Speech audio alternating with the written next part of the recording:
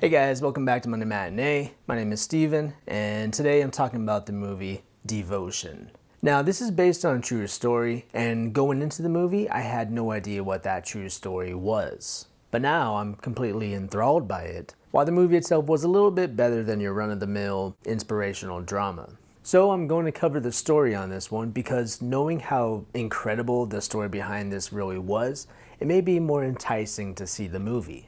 So, if you don't want spoilers, albeit it's in the history books, feel free to stop watching now. So this movie tells the story of real-life wingmen and naval officers during the Korean War, Ensign Jesse Brown and Lieutenant Thomas Hudner Jr. And Jesse Brown was also the first African-American naval aviator. Now, this movie isn't about institutional racism, though of course it is featured in this movie, as it should be, but it isn't the focus. And casting the stoic Jonathan Majors as Ensign Jesse Brown was a perfect choice because he does a great job of compartmentalizing his emotions, and he has a really good scene in front of a mirror showing that. He's a good complement to the charming, outgoing Glenn Powell, who wears his emotions on his sleeve. So, the two serving together go from flying the classic Bearcats, switching to the Vought Corsair. Now, the Corsair was a beast of a machine, but its big nose limited visibility, making for some daunting tasks like landing on an aircraft carrier. A lot of the intrepidation about switching to these planes was shown well in the film, and the stressful moments are executed quite nicely.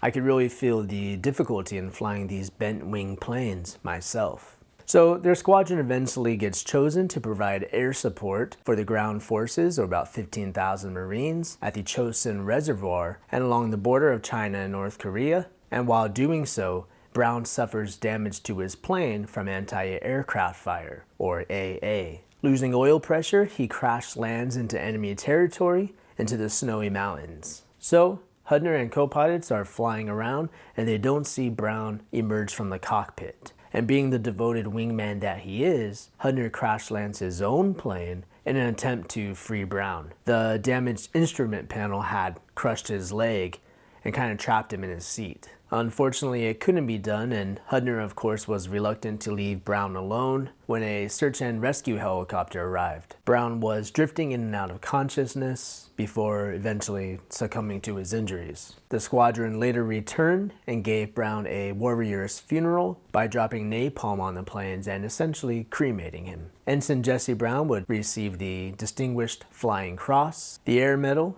and the Purple Heart. And Lieutenant Hudner would receive the Medal of Honor for his selfless devotion to a shipmate. Also, what was really amazing was that in 2013, Hudner was granted access to North Korea to search for the remains of Jesse Brown. Sad to say it couldn't be done. I guess heavy rains had prevented him from reaching the crash site, but he showed that lifelong devotion to his wingman. Pretty wild stuff. So the movie, as I said, did a great job of telling this story, but the movie as a whole, I would say, was a little bit above average. The two leads, of course, were great, and we get fairly familiar with the other co-pilots in the squadron. Like I also said, Majors did a great job of showing that isolation of being the lone African-American in this aviator community. I did really enjoy the aerial scenes, and these would probably be the biggest highlight outside of Major's performance. They looked really realistic, and they showed some pretty neat angles to show these planes, especially when they were in like a diving formation across the screen. The action, though, was pretty minimal. The air support mission in the final act, and a bombing run prior to that.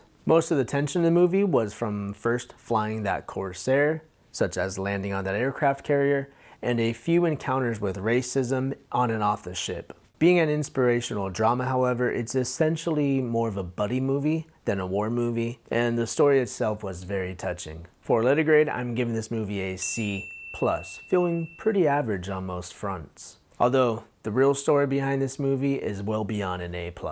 So check this movie out if you're a fan of military history, aviation, or just a good buddy movie about friendship. No, brotherhood. Alright guys, just another quick review. Be sure to subscribe or hit the like button if you want, and we'll see you on the next one.